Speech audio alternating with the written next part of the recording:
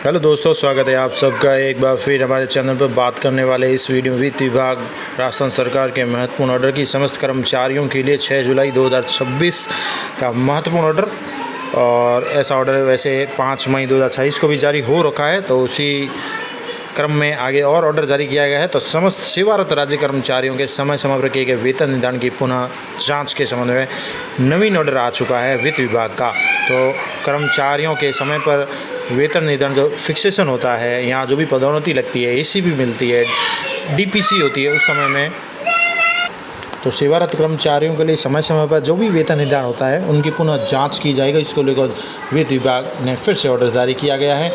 तो वित्त विभाग के परिपत्र 5/5/27 के द्वारा समस्त विभागों को समय पर पुनरीक्षित वेतनमान, पदोन्नति, चयनित वेतनमान, एसीपी, एमएसीपी के वेतन निर्धारण की उनके सेवा बिलों से परिप्रेक्ष्य की पुनः गहनता से जांच करने और वरिष्ठतम लेखा अधिकारी से सत्यापित करने के लिए निर्देश प्रदान किए गए हैं।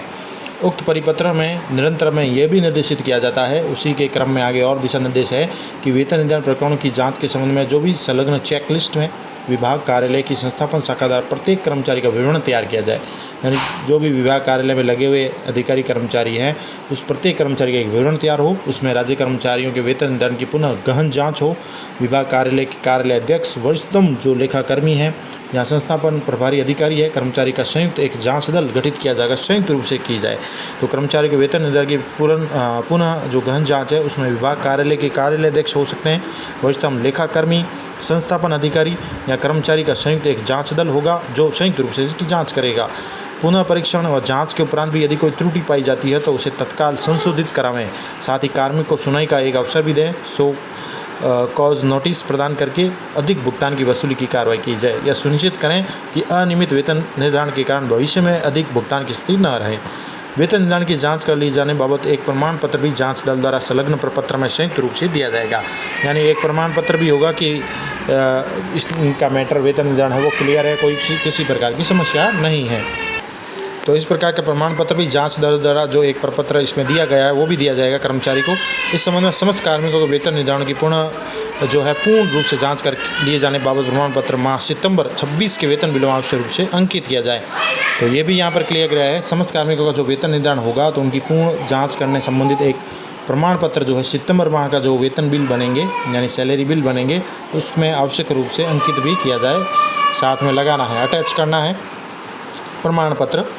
साथ ही वेतन निर्धारण की पुनः जांच व इस बाबत प्रमाण पत्र दिए जाने के उपरांत यदि भविष्य में भी नियम विरुद्ध वेतन अनियमित भुगतान होता है, प्रकरण सामने आता है, तो वेतन निर्धारण जांच से संबंधित अधिकारी कर्मचारियों का संयुक्त उत्तरदायित्व निर्धारित किया जाकर उनसे अधिक जो भी भुगतान की वसूली है वह उनके निम्न अनुशासन कार्रवाई अमल में लाई जा सकेगी। इसके साथ ही अब ये एक जाँच दल जो भी है आएगी, कार्मिक के वेतन निर्धारण की जांच के संबंध में संस्थापन शाखा द्वारा तैयार किए जाने वाली एक चेकलिस्ट है, जिसमें कार्मिक से रिलेटेड समस्त प्रकार की सूचनाएं जो है वेतन निर्धारण से संबंधित मांगी जा सकती है। कार्मिक का नाम, पदनाम, प्रथम नियुक्ति, नियुक्ति का प्रकार वगैरह, प्रथम नियुक्ति पदनाम, सेवा का नाम, परिवीक्षा अवधि की पूर्णता की दिनांक, उसमें कोई विशेष अवसाधारण अवकाश लिया है तो सीधी भर्ती से कार्मिक कोई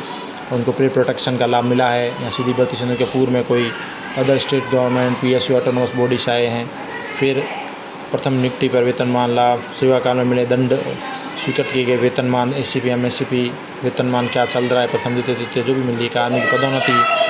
उनका विवरण है, सेवा काल में के दौरान कार्मिक का सीधी भर्ती पदोन्नति सेवा परिवर्तन हुआ है, वो विभागीय जाँच, कोई न्यायिक प्रकरण है तो पूर्व में गलत वेतन निर्धारण अधिक भुगतान हुआ है तो सेवा काल में लिए गया साधारण अवकाश, पदोन्नति, ACP MSCP,